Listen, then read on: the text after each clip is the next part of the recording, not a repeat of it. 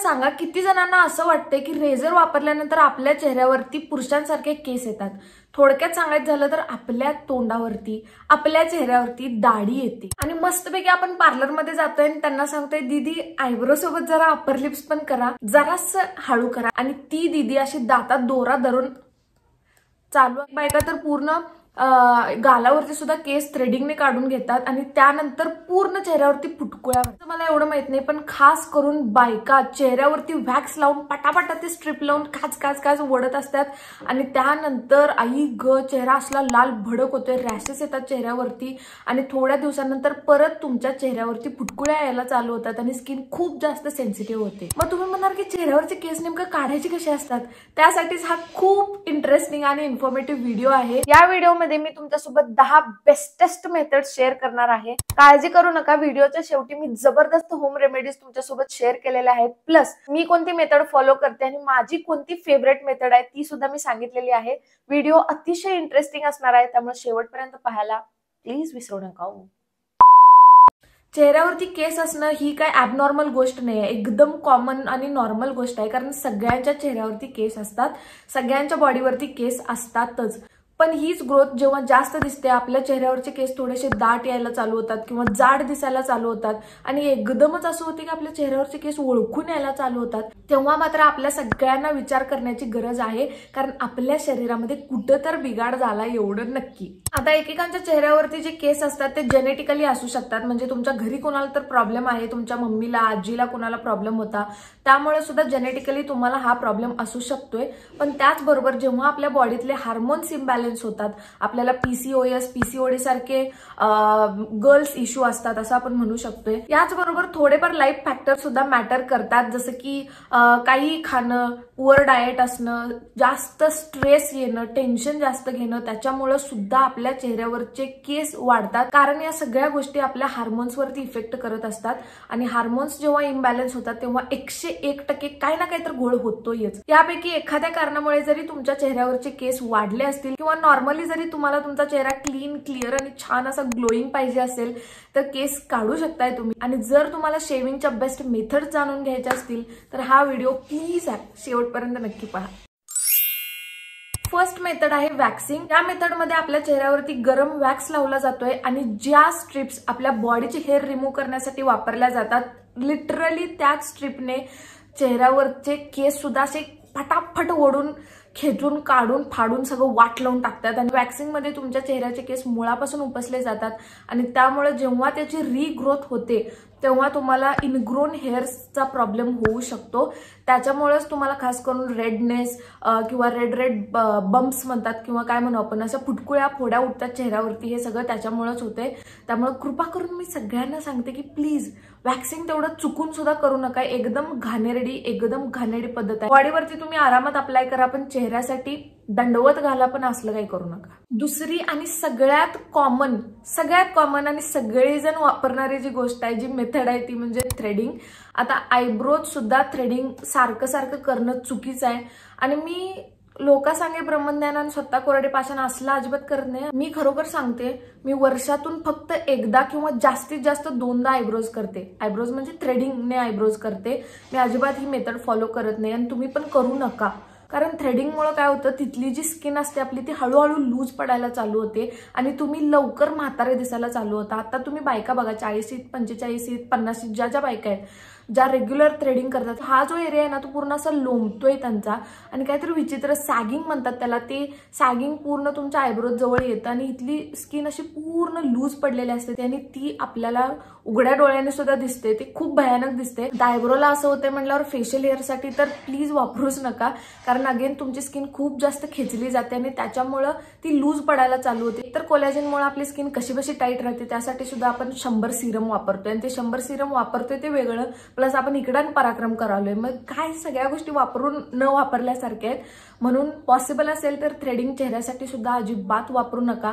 मग काय वापरायचं एक्झॅक्टली मी पुढे सांगणार आहे, त्यामुळे टेन्शन अजिबात घेऊ नका।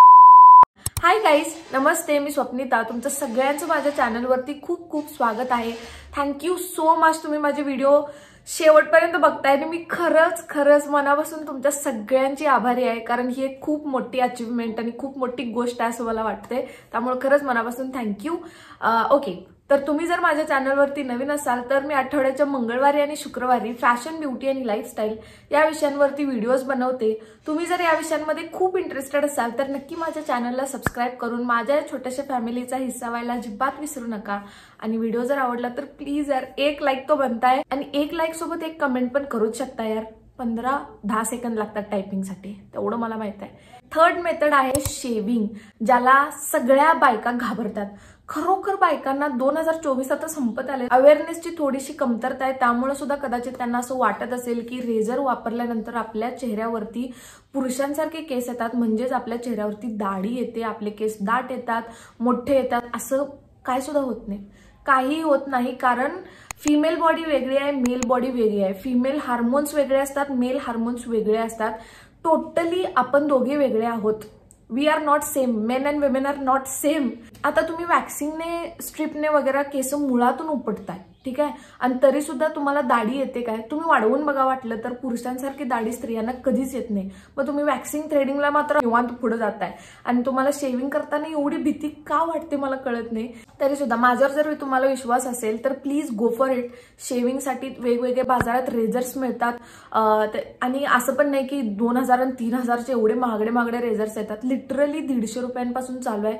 कोणताही रेझर तुम्ही वापरू शकताय. फक्त रेझर वापरताना एक काळजी घ्यायची की कोरड्या त्वचेवरती अजिबात रेझर फिरवायचा नाही. एकतर त्याला शेविंग फोम मिळतात, ते वापरू शकताय, फेस वॉश लावून मग शेव करू शकताय, किंवा ॲलोवेरा जेल किंवा साधं आपलं नारळाचं तेल, कोणतंही तेल तुम्ही चेहऱ्यावरती लावून मग शेविंग करू शकताय. पण प्लीज कोरड्या त्वचेवरती शेविंग अजिबात करू नका, नाहीतर तुम्हाला कट लागण्याचे चान्सेस आहेत किंवा स्किनला इरिटेट होऊ शकतं. म्हणून काहीतरी एक बेस पाहिजे आणि त्यानंतरच रेझर वापरायचा असतो, एवढं मात्र लक्षात ठेवा. पण काहीही करा, शेविंग केल्यानंतर माणसांसारखे केस अजिबात येत नाहीत, त्यामुळे निवांत तुम्ही रेझर वापरू शकताय. नेक्स्ट मेथड आहे जी सिमिलर आहे शेविंगशी, ती म्हणजे ट्रिमिंग युअर हेअर्स. आता ट्रिमिंग मध्ये काय होतं, ट्रिमर्स मिळतात बाजारामध्ये. जर तुम्हाला रेझर वापरायचे नसतील तर तुम्ही ट्रिमर वापरू शकताय. त्याची किंमत साधारणतः 1,500 ते 2,000 पर्यंत मिळते. पण ट्रिमर्स लगेच खराब होत नाहीत. रेझर्स जसं आपल्याला 1-2 महिने किंवा 3 महिने गेल्यानंतर चेंज करावे लागतात, तसं ट्रिमर तुम्ही मोस्ट ऑफ द टाइम जरासं लॉंग टर्म पर्यंत वापरू शकता. एवढा फायदा आहे याचा. आणि यामध्ये बॅटरी असते, आणि बटन ऑन करायचं आणि चेहऱ्याच्या सरफेसवरती ते फिरवायचं. आता ट्रिमर मात्र तुम्ही नॉर्मल किंवा कोरड्या त्वचेवरती वापरलात तरी चालते. त्याला काय असं बेस लावायलाच पाहिजे असं अजिबात नाही. तुम्ही कोरड्या त्वचेवर फिरवू शकताय. हँडी असते, आपला पेन असतो एक्झॅक्टली तशा टाईपमध्ये ट्रिमर असतो. पॉकेट फ्रेंडली आहे, त्यामुळे कुठेही बाहेर जरी जाणार असाल तुम्ही, काहीतरी अडीअडचणीच्या वेळी किंवा वेळच नाही आहे, काहीतरी कार्यक्रम आहे घरी, आणि अशा कार्यक्रमावेळी पार्लरवाल्या बायका तर कुठं जाऊन बसलेल्या असतात काय माहित. आपण हुडकून दमायला पाहिजे, शोधून दमायला पाहिजे, पण त्या सापडणार नाहीत. आणि घाई गडबडीत काही ना काहीतरी घोळ होतोय म्हणजे होतोयच. म्हणून एक असा रेझर किंवा ट्रिमर तुम्ही वापरू शकताय. खूप म्हणजे खूप हँडी, खूप भारी आणि एकदम कम्फर्टेबल आहे वापरण्यासाठी, आणि सोपा सुद्धा आहे. काय भ्यायची काय सुद्धा गरज नाही. फक्त ते ऑन करायचं आणि चेहऱ्यावरती फिरवायचं, आपोआप सगळे केस तुमच्या चेहऱ्यावरचे निघतात. फक्त एवढं लक्षात ठेवा की शेविंग आणि ट्रिमिंग मध्ये सरफेसवरचे केस तेवढे निघतात आणि मुळं त्याची तशीच राहतात. मुळापासून तुमचे केस अजिबात उपटले जात नाहीत. आणि ही एक खूप चांगली, माझी पर्सनल फेवरेट मेथड आहे. त्यामुळे तुम्ही सुद्धा ट्राय करू शकता. ज्यांना ₹1 सुद्धा खर्चायचा नाही आहे अशा माझ्या मैत्रिणींनो, काय असेल ते XYZ, तुमच्यासाठी नॅचरल रेमेडीज मी सांगितलेल्याच आहेत पुढे. पण त्याच्या अगोदर ज्यांच्याकडे खूप जास्त पैसा आहे आणि ज्यांनी स्वतःच्या स्किनवरती निवांत पैसे उधळू शकतात, तुमच्यासाठी जबरदस्त मेथड सांगते. त्यातली पहिली म्हणजे लेझर ट्रीटमेंट. ऑलमोस्ट सगळ्यांनाच माहिती आहे, पण तरी सुद्धा मी तुम्हाला सांगते की लेझरमध्ये सेशन्स असतात आणि ही ट्रीटमेंट तुम्हाला लॉंग टर्म रिझल्ट देऊ शकते. पहिल्यांदा डर्मॅटला जाऊन तुमची स्किन कंडिशन वगैरे सगळं दाखवायचे असतात. मग ते तुम्हाला सांगतात की तुमचे सेशन्स आहेत, त्यामध्ये लेझर लाईटचा वापर करून तुमच्या केसांवरती ट्रीटमेंट केली जाते लेझरने. याच्यामुळे काय होतं की आपले केस झडायला चालू होतात लिटरली. आता डोक्यावरची केस झडाली म्हणजे आपला मेंदू जळायला चालू होतोय आणि आपण थोबाडावरचे केस झाडायला चाललोय. ओके, तर यामध्ये कसं होतं की सेशन्स असतात आणि ते सेशन्स टोटली तुमच्या हेअर ग्रोथ वरती डिपेंड आहेत. हेअर रिग्रोथ वरती डिपेंड आहेत. हा शब्द बरोबर आहे. सेशन मध्ये समजा की तुम्हाला ट्रीटमेंट केली तर दुसऱ्या सेशन मध्ये जेव्हा तुमची हेअर ग्रोथ परत येते म्हणजे रिग्रोथ होते, बऱ्याच मुलींना 1 महिना लागतो, बऱ्याच स्त्रियांच्या चेहऱ्यावरती 15 दिवसात केस येतात. मग त्याच्यावरती डिपेंड आहे की किती सेशन्स असे होणार. आणि जेव्हा तुम्ही हे सेशन्स पूर्ण फॉलो करताय याचे रिझल्ट्स खतरनाक भारी आहेत. तुमचा चेहरा एवढा भारी असा गुळगुळीत मऊ आणि खतरनाकच दिसतोय. त्यामुळे पैसे असले तर इन्व्हेस्ट जर करू शकताय तर ही मेथड बेस्ट आहे. याच्या पण पुढची जर तुम्हाला मेथड पाहिजे असेल ती म्हणजे इलेक्ट्रोलिसिस. ही एक जबरदस्त फेमस पद्धत आहे आणि मोस्ट ऑफ द टाइम असं मानलं जाते की इलेक्ट्रोलिसिसमध्ये परमनंट रिझल्ट तुम्हाला भेटू शकतोय. एक्झॅक्टली लेझर सारखीच ही एक ट्रीटमेंट आहे. याच्यामध्ये फक्त एक इलेक्ट्रिक चार्ज वापरतात तुमच्या केसांना काढण्यासाठी. अगेन या तिन्ही पद्धतीमध्ये तुमच्या केसांची जी रिग्रोथ आहे ती हळूहळू टप्प्याटप्प्याने कमी व्हायला चालू होते. एक वेळ अशी येते की तुमच्या चेहऱ्यावरून केस यायचे बंद होतात. त्यामुळे एक परमनंट जर तुम्हाला रिझल्ट पाहिजे असेल तर इलेक्ट्रोलिसिस मेथड जबरदस्त आहे, तुम्ही ट्राय करू शकताय. नेक्स्ट मेथड आहे IPL, इंटेन्स पल्स लाईट. याच्यामध्ये काय होतं, एक ब्रॉड स्पेक्ट्रम लाईटचा सोर्स वापरला जातो. लेझर लाईट किंवा एक बॅटरी असते ना त्याच्या पद्धतीचा एक लाईट वापरली जाते. ही लाईट तुमच्या केसांच्या मुळांना टार्गेट करते आणि हळूहळू याचे पण सेशन्स असतात.